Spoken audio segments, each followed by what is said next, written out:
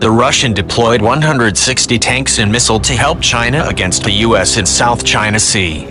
The Russian military is increasing its arsenal of tanks, weapons and armored vehicles in 2020. In an apparent attempt to add to its growing fleet of 27,000 armored vehicles, a number which includes as many as 1,200 tanks.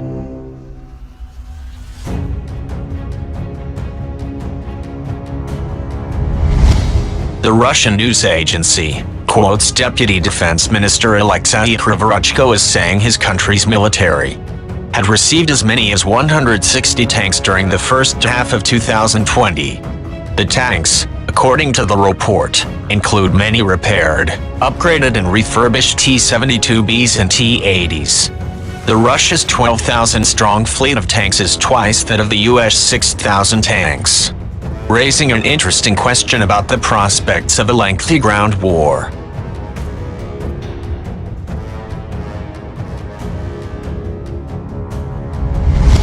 The Russian T-72B is regarded as a third-generation tank variant of the 1980s-era T-72, something which could loosely be parallel to the years of innovations poured into the US Abrams.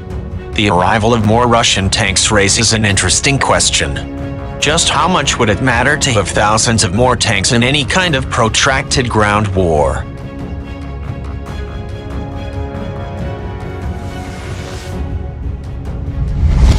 Would that many tanks be destroyed in a multi-year ground conflict, creating a scenario that would ultimately favor an invading Russian ground force?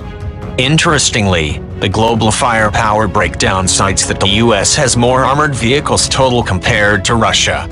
The US operates 39,000 armored vehicles compared to Russia's 27,000. That being said, Russia's 6,000-plus tank advantage cannot be overlooked.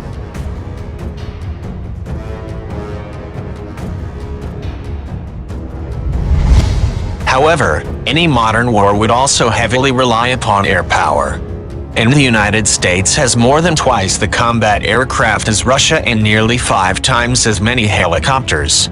Air supremacy might ultimately decide which ground force prevails on the ground, as Russia's tanks would be vulnerable to destruction from the air should the US gain their superiority.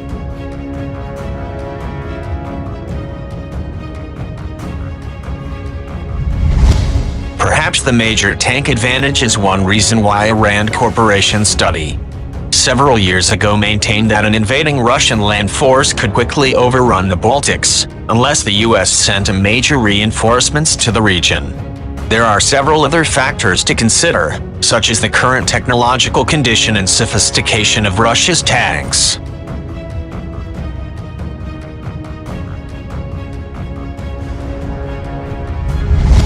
How many T-72s have been upgraded such that they might in any way be comparable to an Abrams?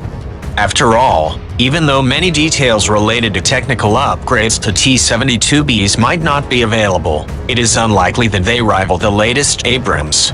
The more recent Abrams variants have advanced forward-looking infrared sensors, new thermal targeting sights to detect the heat signature of enemy vehicles,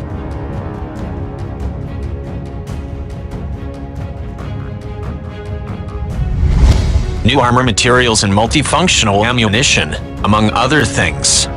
All of this raises the question as to whether the Abrams can possibly outmatch the Russian T-14 Armata.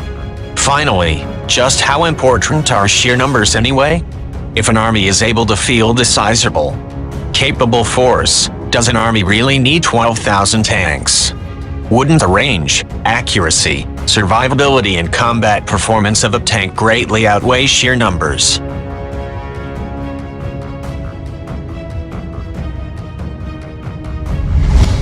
If one tank had the sensors to find and destroy enemy tanks and armored vehicles at safe standoff ranges, then a single tank could outmatch dozens of enemy vehicles.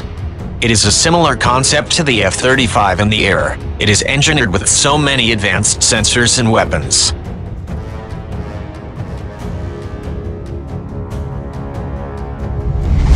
that it is intended to find and destroy multiple enemy aircraft before it is seen. Perhaps when it comes to modern war, technical capacity including range, Precision accuracy, air-ground coordination and weapons efficacy would prove more decisive than numbers.